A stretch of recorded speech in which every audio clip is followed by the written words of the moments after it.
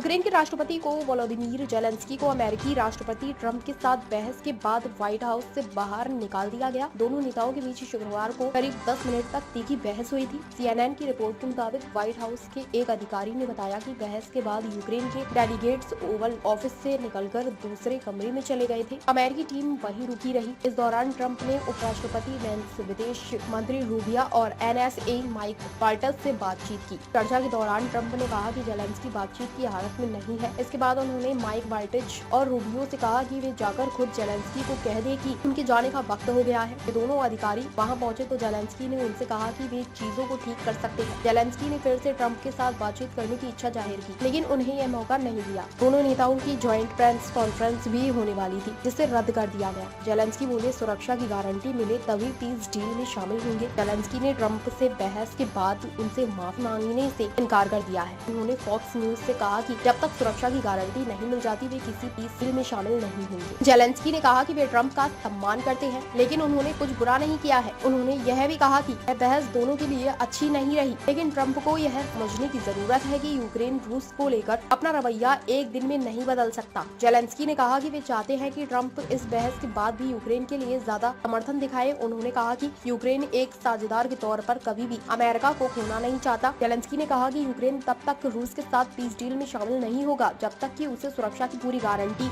नहीं मिल जाती।